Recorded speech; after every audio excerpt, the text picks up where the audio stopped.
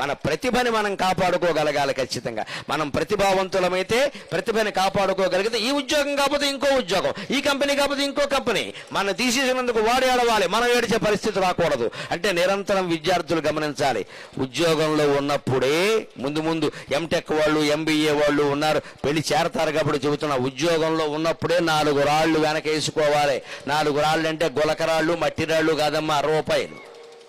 ఇవాళ యువతరానికి తెలియని విషయం ఏంటంటే, ఉద్యోగంలో చేరగానే నెలకు 75,000 వచ్చిందనుకోండి, భార్య పెళ్లి చేసుకుంటాడు, ఆవిడ కూడా 75,000 వస్తాయి, ఇద్దరికి కలిపి 150,000 కదా. వెంటనే రాగానే ఏం చేస్తారు, మామూలు ఇల్లు కొనరు, విల్లా విల్లా విల్లా అంటే విల్ల ఆడిపోవడమే. ఇంకా ₹1,00,00,000 విల్లా కొనేస్తాడు. బ్యాంకు వాడు ఇస్తాడు, వాడు సొమ్మేం పోయింది, బ్యాంకు వాడు ఇస్తాడు, లోను ఇచ్చేమంటాడు, నెలకి ₹1,00,000 50,000 వాయిదా వేస్తాడు, నెలకి 50,000, అలా 15 ఏళ్ళు కట్టమంటాడు. వీళ్ళు ఏమనుకుంటారు, 15 ఏళ్ళు మనకి 1,50,000 ఇంకా పెరుగుతుంది, ఏం పర్వాలేదు కట్టేయచ్చు అని సంతకాలు పెట్టేస్తారు. 4 ఏళ్ల వీళ్ళు ఉద్యోగం పోతుంది, ఎవడు కడతాడండి ఈ డబ్బు? అప్పుడు విల్లాలో ఉన్నా సుఖంగా ఉండగలరా?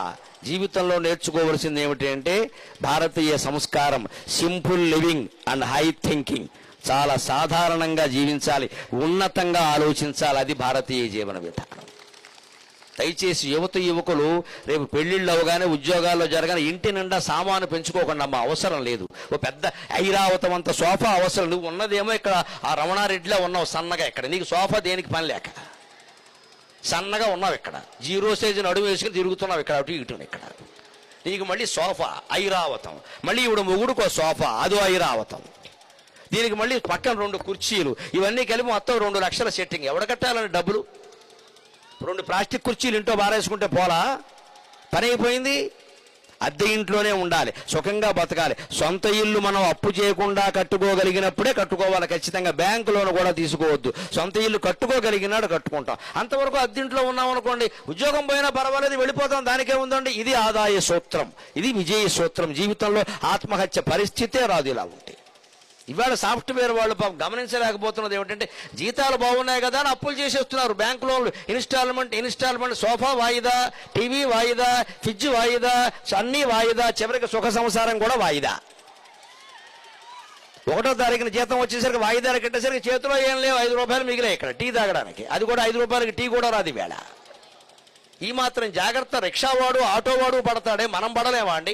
ఎందుకు మన చదువులు? ఇంకా ఆదాయాన్ని మించి ఖర్చు పెడుతున్నావు అంటే గోతులో పడినట్టే లెక్క. పెద్దవాళ్ళు ఉపదేశం అదే చేస్తారు సాధారణంగా, జాగ్రత్త చూసుకొని అయినా జాగ్రత్త చూసుకో అంటే వినరు, వెళ్ళేదో చేస్తారు అక్కడ. అందుకని జాగ్రత్తగా. అందుకని హంస అంది, నాకు ఈయన ఉద్యోగం తీసినా పర్వాలేదు, నేను హాయిగా నాకున్న ప్రతిభతో నేను బతికేస్తా. అందుకని విద్యార్థులు ఎప్పుడైనా ఉద్యోగం పోయినా భయపడకుండా ముందే 4 డబ్బులు జాగ్రత్త పెట్టుకుని, మళ్ళీ ఉద్యోగం వచ్చేలోగా 3-4 నెలల్లో ఏం చేయాలి? సాహిత్యం చదువుకోవాలి, ఉద్యోగానికి సంబంధించిన పుస్తకాలు చదవాలి, జర్నల్స్ అంటారు. అలాగే నెట్లో, గూగుల్లో దానికి సంబంధించిన సమాచారం వెతకాలి. మన ప్రతిభను పెంచుకోవాలంటే ఏం చేయాలో అది చెయ్యాలి. ఉద్యోగంలో చేసినప్పుడు 12 గంటలు చేసాం, 13 గంటలు చేసాం, స్ట్రెస్, ఒత్తిడి అన్నాం కదండి. మరి ఇప్పుడు ఉద్యోగం లేదు కదా, ఏ ఒత్తిడి లేదుగా, సుఖంగా ఇంట్లో కూర్చొని చదువుకోవచ్చు కదా. ఆధ్యాత్మిక గ్రంథాలు కూడా చదవాలి. ముఖ్యంగా వివేకానందుడు పుస్తకం చదివిన వాడెవడు జీవితంలో ఆత్మహత్య చేసుకోడు. వివేకానందుడు లిటరేచర్ చదవండి, సాహిత్యం చదవండి. రోజుకొక అరగంట కేటాయించిన యువతరం, మీరు చిన్నవాళ్ళైనా మీకు నమస్కరించి కోరుతున్నా, వివేకానందుడు సాహిత్యం చదవడానికి రోజుకొక అరగంట రాత్రి పడుకోబోయే ముందు కేటాయించండి. 9:30 నుంచి 10 లేదా 10 నుంచి 10:30 పడుకోబోయే ముందు ఆయన సాహిత్యం చదివి పడుకోండి.